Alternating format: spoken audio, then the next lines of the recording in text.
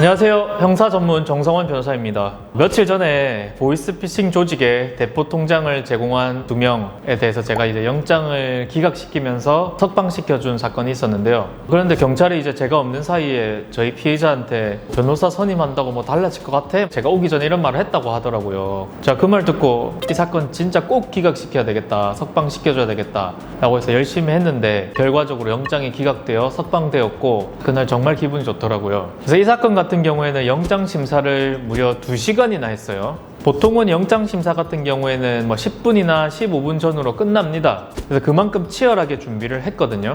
물론 제가 변호사비를 좀 많이 받기도 했지만 좀 지면 자존심 상할 것 같아가지고 주말까지 딱 반납하고 일을 열심히 했습니다.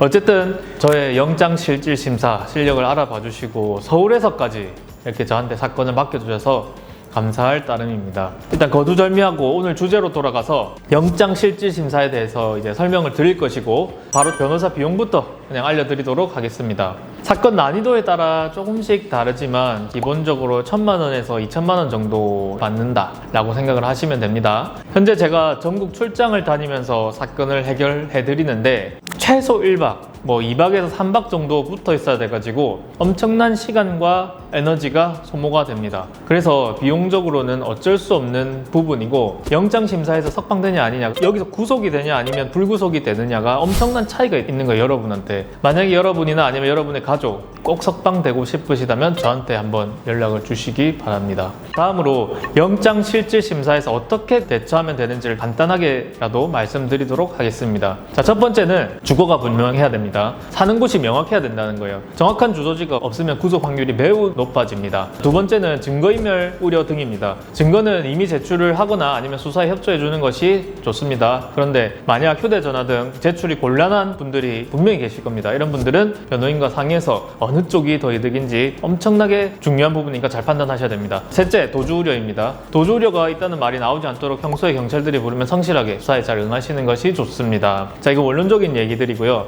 이 모든 것들이 준비되지 않은 상태에서 대부분 여러분들은 그냥 긴급 체포를 당하시거나 뭐 영장에 의해서 체포를 당하실 겁니다. 그러면은 여러분들은 변호사를 선임해서 조사를 받겠다고 선언을 한 뒤에 가족이나 지인을 통해서 최대한 빨리 변호사를 선임을 하셔야 됩니다. 변호사가 없이 조사가 진행되면 대부분의 여러분들이 잘 하실 줄 알죠? 절대 그렇게 안 됩니다. 왜냐? 상대가 바보가 아니니까. 여러분들이 막 게임을 할 때도 나 자신 있어 이길 수 있을 것 같아 하더라도 막상 들어가서 상대랑 붙어보면 상대도 바보가 아니기 때문에 내가 질 수도 있는 거예요. 경찰 수사도 마찬가지입니다. 여러분들이 내가 뭐 잘 말하면 되지, 뭐 이렇게 둘러대면 되지, 안 됩니다. 앞에 앉아 계신 분들도 수사의 프로고 그게 직업이신 분들이에요. 그 결과 나중에 조서를 보면 굉장히 불리해져 있는 경우가 너무 많습니다. 이제 한번 여러분들이 겪어보시면 알 거예요. 경찰이 얼마나 무서운지요. 특히 체포된 사건 같은 경우에는 체포 시한이 있다 보니까 그 짧은 시간 동안 굉장히 밀도 있는 강력한 수사가 들어갑니다. 그러다 보니까 더더욱 수사관들이 무섭다라고 우리 피해자들이 느끼거든요.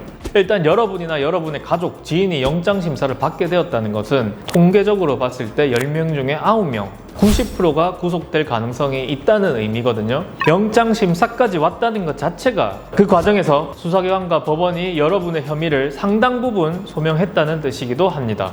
그렇다면 이 상황을 이제 어떻게 벗어나느냐, 앞에서 말씀드린 것들은 원론적인 이야기고 실제로 더 중요한 것은 제가 생각했을 땐 변호사의 순간적인 집중력 그리고 센스입니다. 영장심사 같은 경우에는 체포시한이 48시간으로 정해져 있는데 뭐 체포해서 데려오고 뭐 반맥이고 뭐 조사 준비하고 하면 실제 남아있는 시간이 얼마 없어요. 그러다 보니까 굉장히 긴박하게 진행이 됩니다. 그러다 보니까 이 짧은 시간 동안 피의자 접견해가지고 빠르게 사건 내용 파악하고 전략을 세워가지고 그 전략을 피의자가 잘 수행하도록 피의자의 수준에 맞게 잘 코치를 해줘야 되고, 당사자가 체포되어 있는 상태니까 변호사가 외부에서 증거를 수집하고 영장심사가 잡히면 변호인 의견 작성해서 재판에 들어가서 변론하고, 이 모든 과정이 엄청나게 빨리 진행이 됩니다. 그래서 순발력, 변호사로서의 센스, 눈치 이런 것들이 굉장히 중요하거든요. 물론 저라고 모든 영장을 기각시킬 수 있는 것은 아닙니다. 억울한 부분이 있거나 아니면 방어권 행사가 반드시 필요한 분들이라면 제가 영장을 기각시켜서 석방 상태에서 조사를 받을 수 있도록 도와드릴 것이고, 지은 죄가 너무 많으신 분들 같은 경우에는 일단 영장은 받아들이고 이후 재판에서 어떤 전략으로 다투는 것이 좋으냐 이런 것들을 계획하는 것이 나은 선택일 수도 있습니다. 자, 오늘은 영장 실질 면책심사에 대해서 말씀드렸고, 혹시 체포될 것 같다는 생각이 드신다면 제 번호 저장해 두셨다가 체포되는 즉시 경찰한테 이 번호로 전화만 한번 하게 해주세요. 이렇게 준비를 해 놓으신다든지 그렇게 하시는 게 아마 좋지 않을까 생각이 듭니다. 영장심사 이 짧은 기간 동안 센스 있게 풀어주는 거